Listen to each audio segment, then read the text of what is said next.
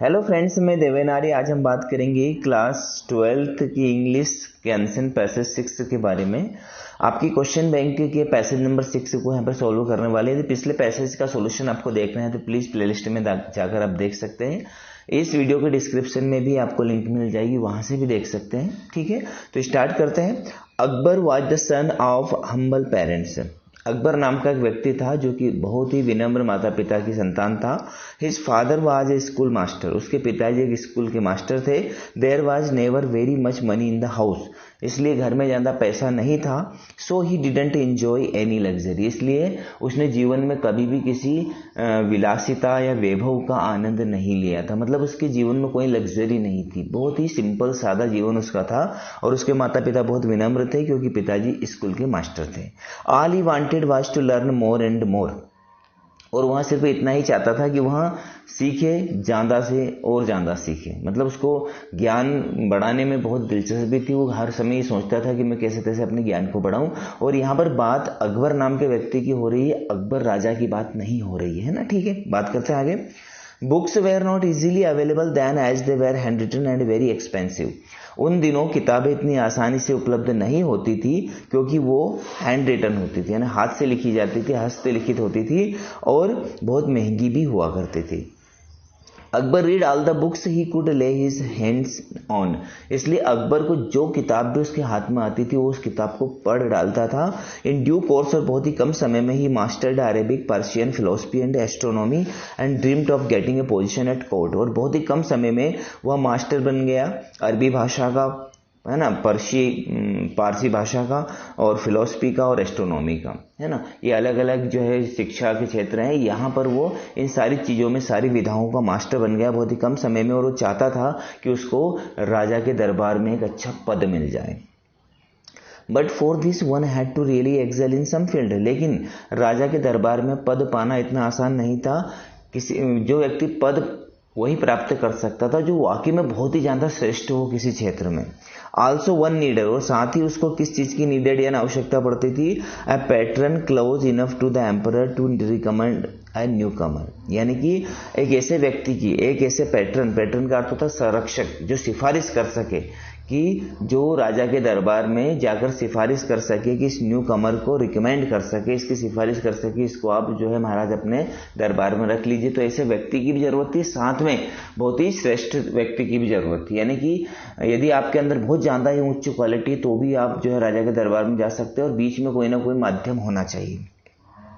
It was a few months before he could find a pattern and a few more months before he could find a suitable opportunity to recommend him to the emperor, who asked what he had learned and what work he could do. अब कुछ ही महीने पहले वहां pattern यानी कि कोई संरक्षक उसको मिल पाता, और कुछ महीने पहले ही कि जो उसको एक सूटेबल अपॉर्चुनिटी या रिकमेंड कर सकता राजा के दरबार में, उससे पूछा गया कि वो कैसा काम कर सकता था। On hearing the same he said, we are pleased to give the young man a chance. यानी उसको मतलब जो है कुछ महीने यदि वो ढूंढता कि मैं किसी वैसे व्यक्ति को ढूंढ लूं जो मुझे वहां पर राजा के दरबार में नियुक्त करवा दे या जो है मेरी सिफारिश कर दे, तो उससे कहा गया कि हम बहुत खुश हैं। उसको एक चांस मिला। क्या चांस मिला? राजा के दरबार में राजा के अंडर काम करने का, कि we are pleased to give the young man a chance. हम बहुत खुश है कि हम इस युवा व्यक्ति को एक मौका दे रहे हैं। लेकिन उसको मौका क्या दिया गया? Let him take charge of the royal poultry house. बेचारे अकबर को क्या काम दिया गया स्टार्टिंग में, कि तुम जो राजकीय पोल्ट्री फार्म है, यानी मुर्गी पालन, जो हमारा घर है मुर्गी पालन का, जिधर का जो विभाग है, आज से तुम राजा की जितनी भी मुर्गियां हैं या राज की जितनी मुर्गियां हैं उन सबका तुम पालन पोषण करोगे। ये उसको काम दिया गया स्टार्टिंग में। When he heard the news, Akbar was heartbroken। लेकिन जैसे ही अकबर ने ये न्यूज सुनी कि मेरे को ये काम मिला है, तो उसका बेचारे का दिल टूट गया। ही अ स्कॉलर, वहां एक विद्वान व्यक्ति, capable of debating with the most learned man, जो कि बहुत ही ज्यादा विद्वानों से डिबेट कर सकता था, शास्त्रार्थ कर सकता था, चर्चा कर सकता था, वाद विवाद कर सकता था। Was asked to look after chicken hens. उसको मुर्गियां पालने का काम मिला है ना, मुर्गी के चूजे पालने का काम मिला। चिकिंग है ना, चिकिंग का अर्थ कौन से? चिकन खाता है। चिकन क्या होता है? मुर्गी के मांस को चिकन कहते हैं, चिकिंग यानी कि चूजे। All the same he got down to work with great determination. लेकिन फिर भी उसने जो काम भी उसको मिला था उसने उसको पूरी, है ना, ग्रेट डिटर्मिनेशन, डिटर्मिनेशन का अर्थ होता है दृढ़ संकल्प के साथ उस काम में वो जुट गया। His only concern was hands, उसके सिर्फ एक ही चिंता होती थी कि मुर्गियों को की देख रेख करना। He start to eat that they were well fed and had clean water, उसको बस यही देखना था कि वो अच्छा खाना खाए और साफ पानी पिए, that their living quarter were clean and if a fowl took ill that it was separated from the other and given proper treatment. और साथ में उनका जो लिविंग क्वार्टर था, मुर्गियों का जो रहने का कमरा था, वो बिल्कुल साफ रहे, और जब कोई मुर्गी यानी कोई पक्षी बीमार हो जाए तो उसको उन सभी से अलग कर दिया जाए और उसको प्रॉपर ट्रीटमेंट भी मिले। यानी कि अकबर को मुर्गी पालने का काम मिला था, तो इस काम को भी उसने बहुत ही शानदार तरीके से हैंडल किया। वह मुर्गियों को अच्छा खाना खिलाता था, साफ पानी पिलाता था, उनके रहने की जगह को अच्छे क्लीन करता था, साफ करता था। जब भी कोई पक्षी मुर्गी जो है बीमार होती थी तो उसको उनसे अलग करके उसका ट्रीटमेंट करवाता था।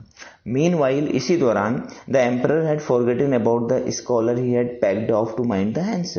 अब जो राजा थे, जो एम्परर थे, वो तो भूल गए कि मैंने उस व्यक्ति को क्या काम दिया है ना, वो तो भूल गए कि मैंने उसको मुर्गी पालने का काम दिया है। बट वन डे, लेकिन एक दिन, वाइल हिज फाइनेंस मिनिस्टर, जब उनके फाइनेंस मिनिस्टर यानी कि जो आर्थिक सलाहकार थे, was reading about the palace account to tell the emperor how much money had been spent on the royal household. जब उनके जो आर्थिक सलाहकार थे वो उनको पूरा जो ब्यौरा दे रहे थे कि हमारे जो है राज्य में, मतलब हमारा जो राजकीय कोष है उसमें से कितना पैसा इस समय खर्च हो रहा है राजकीय जो घराना है उसके खर्चे में। ही मेंशन सच ए लो फिगर, और उन्होंने बहुत ही कम पैसे बताए कि इस बार बहुत कम पैसे खर्चे हुए। That the emperor set up, emperor हर बार बहुत ज्यादा पैसे खर्चे होते थे मुर्गी वगैरह के पालने में इस पे, है ना, लेकिन इस बार बहुत कम पैसे खर्चे हुए। तो have most of the hands dead, तो राजा ने पूछा कि क्या अधिकांश मुर्गी मर गई है। नो योर मैजेस्टी, तो आंसर मिला नहीं महाराज। वाज द रिप्लाई, आंसर ये मिला, the hens are not only alive but are plump and fit, मुर्गियां न सिर्फ जीवित है बल्कि वो बिल्कुल हष्ट पुष्ट है, मोटी हो गई है और फिट है। सेंड फॉर द स्कॉलर, जब राजा ने ये सुना तो उन्होंने क्या कहा कि उस स्कॉलर को, उस विद्वान लड़के को बुलाओ।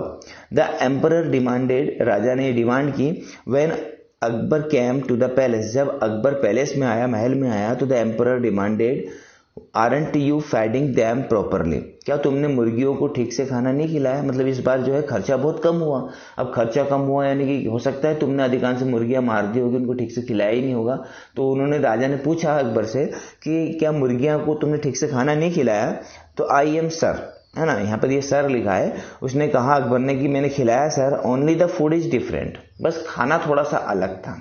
क्या था। I am feeding them what can not be used in the royal kitchen, मैंने मुर्गियों को वो खाना खिलाया जो रॉयल किचन में इस्तेमाल नहीं होता था। वेजिटेबल पिल्स, मैंने सब्जियों के छिलके खिलाए उनको।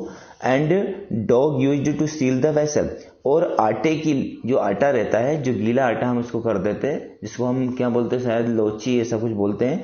तो जो गीला आटा था और जो आटा, मतलब जो बर्तनों के ऊपर उनको सील करने के लिए, while cooking for your majesty, जब आपके यहाँ पर खाना बनता था तो बर्तनों को बाहर से सील करने के लिए जो आटे का इस्तेमाल किया जाता था, उस आटे का मैंने इस्तेमाल किया मुर्गियों को खिलाने के लिए, और साथ में मैंने सब्जियों के छिलके वगैरह खिलाए। मतलब उसने क्या किया कि जो किचन में से जो भी वेस्टेज निकलता था उस वेस्टेज को ही मुर्गियों को खिलाया और उतने दिनों तक हष्ट पुष्ट रखा। तो the hence not only enjoy it but it is also very good for them, मुर्गियों को ना सिर्फ मजा आया बल्कि ये उनके लिए बहुत अच्छा भी रहा। Good work we hereby promote you to the rank of royal librarian, अब राजा ने कहा कि बहुत अच्छा काम किया तुमने, अब हम तुमको प्रमोट करते हैं, तुम्हारा प्रमोशन कर देते हैं, और आज से तुम मुर्गियां नहीं पालोगे, आज से तुम क्या बन गए, हमारे रॉयल लाइब्रेरियन, यानी हमारे जो राजकीय पुस्तकालय है वहां पर तुम बैठोगे। अब लाइब्रेरियन का काम उसको दे दिया। Akbar was bitterly disappointed, Akbar बहुत बुरी तरह से निराश हो गया। He had spent the first 30 year of his life gaining knowledge, उसने अपने जीवन के 30 साल ज्ञान प्राप्त करने में ही खर्च कर दिए थे, यानी अब तक उसने बहुत पढ़ाई की थी, अब लाइब्रेरी में जाके और वो क्या पढ़ाई करेगा। How he wished to gain that knowledge and help people, उसने क्या सोचा था, उसकी क्या इच्छा थी कि मैंने जो ज्ञान प्राप्त किया है, जो मेरे पास भंडार है, इससे मैं लोगों की मदद करूंगा। इंस्टेड, इसकी बजाय, as head of the royal library he would be seeing only books and no people, अब वह रॉयल जो है लाइब्रेरियन बनकर क्या करेगा, सिर्फ किताबों को देखेगा, लोगों को तो कुछ नहीं देख सकता था वो। बट ही बकल डाउन का अर्थ होता है जुट जाना, टू ऑर्गेनाइजिंग द लाइब्रेरी, अब वहाँ जो है उसको दूसरा नया काम मिला था, लाइब्रेरी का काम मिला था, तो वो लाइब्रेरी के काम में जुट गया।